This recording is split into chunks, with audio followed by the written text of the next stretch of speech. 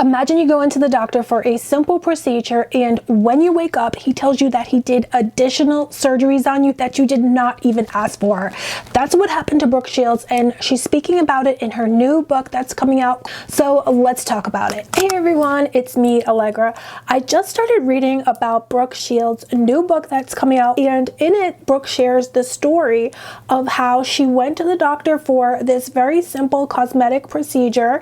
Now, there is a bit more to the story because it was a rather intimate part of her body. Even Brooke says in the book, this may be TMI for too many people, but she feels that it's really important to share this story because she really wants to open up a discussion about women's issues and help to eradicate the shame that many women feel about their body. So what wound up happening is that Brooke had an issue where she felt that the skin on her intimate area was a little bit too long and it was causing her discomfort. Now, she had spoken about it with her gynecologist, and the gynecologist suggested that she go to see a plastic surgeon in Beverly Hills who would do a procedure on her that they said was very simple, and they would simply be shortening the skin folds so that it wouldn't be so long. It was causing her, again, discomfort. So what happened is that she did have to go see a plastic surgeon for this procedure because the insurance company considered it a cosmetic procedure, and they didn't think that it was a necessary procedure, even though it was causing her a lot of pain and discomfort. But neither here nor there, she wound up going to this plastic surgeon who said that he would perform the surgery on her.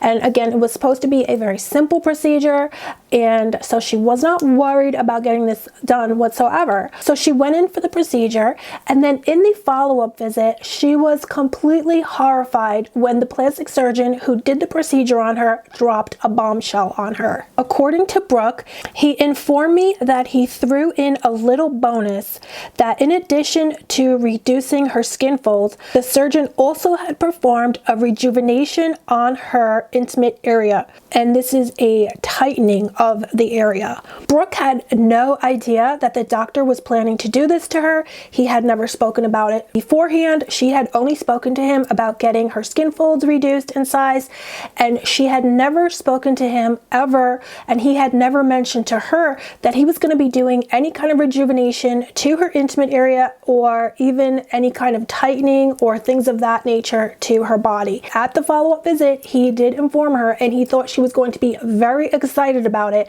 He told her, "I gave you a twofer," and essentially he was even saying that it was a little bonus and it was something that he threw in for her, and she was absolutely horrified. She had no idea that this procedure was going to be carried out and only consented to having her reduction in the skin folds.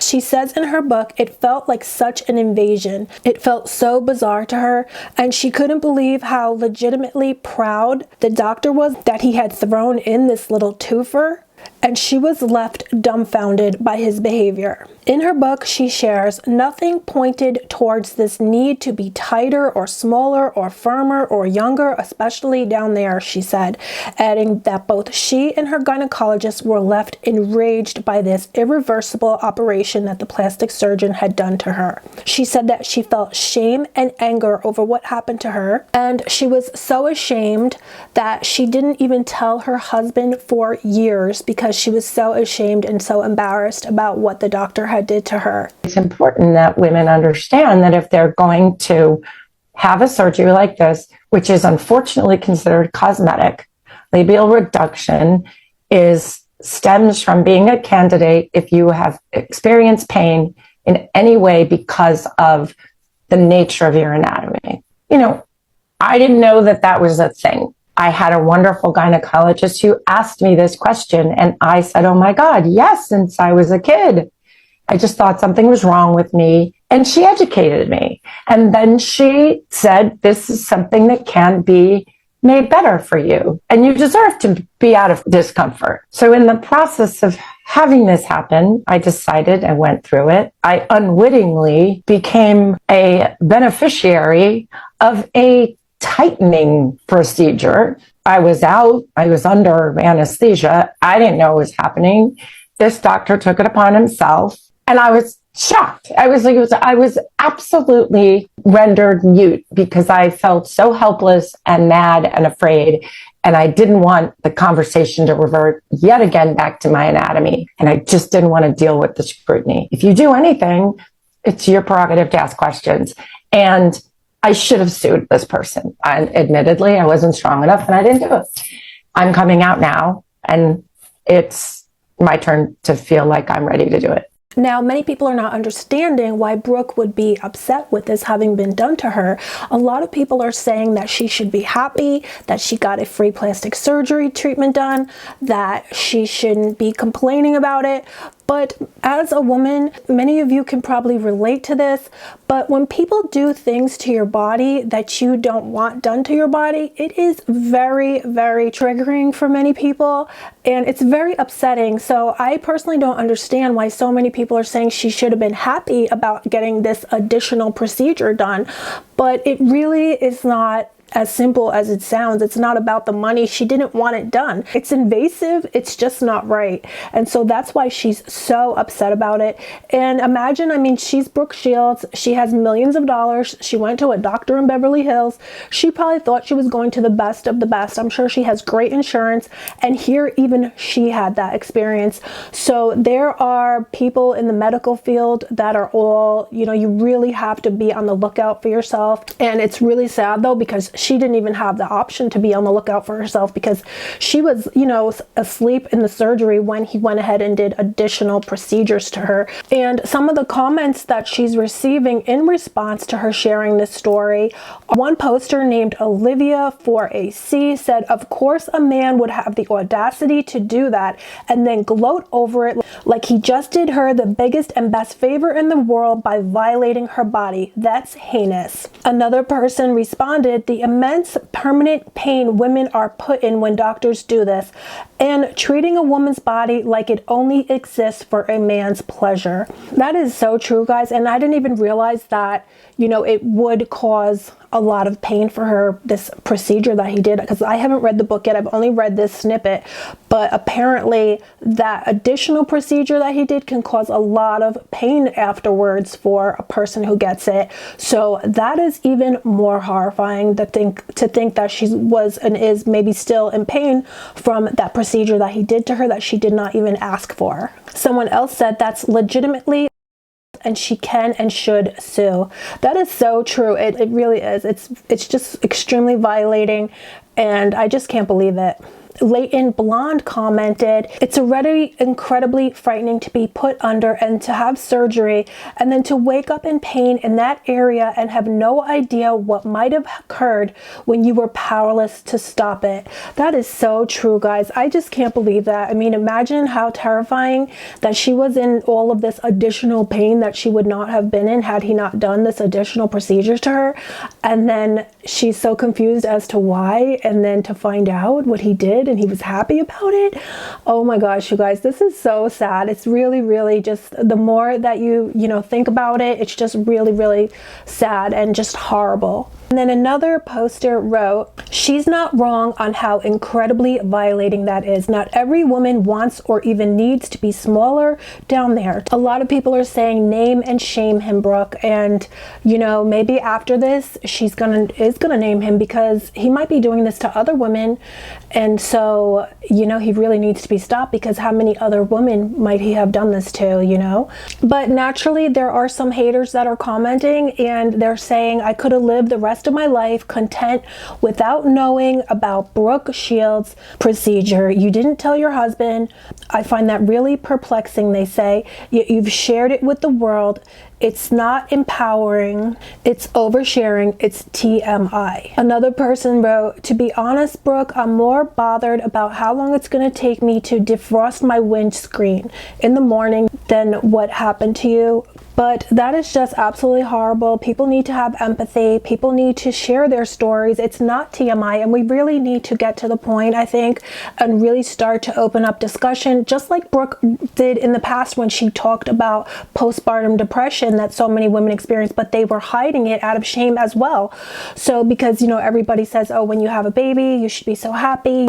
But so many women experience hormonal changes and it causes horrible postpartum depression. And so it's It's very real, and Brooke has been so amazing to be open about these things, to help, to bring a discussion about, to help women to go seek help if they need it. And this is just another topic that Brooke is bringing up to help to remove the shame with women's bodies, with issues that they go through. And I think that is amazing of her, because it really needs to be talked about. I know I had my own issues with my body, and I actually never did tell anybody because I was so ashamed, and I spent my whole life in pain, and it caused me to be very fatigued. It would cause me anxiety because I would actually lose so much blood menstruating, but I was too ashamed to ever tell anybody. And so I just, pretty much suffered with it my whole life. And again, it led me to be extremely fatigued. It led me to have anxiety. Eventually I became anemic. And so it really, really caused a lot of really sadness in my life, because I was always worried. I didn't know what was wrong with me. I thought I had all these, different things that were wrong with me because I didn't know why I was so fatigued. But, if only I had known or not been afraid and ashamed to tell somebody, I should have went to the doctor.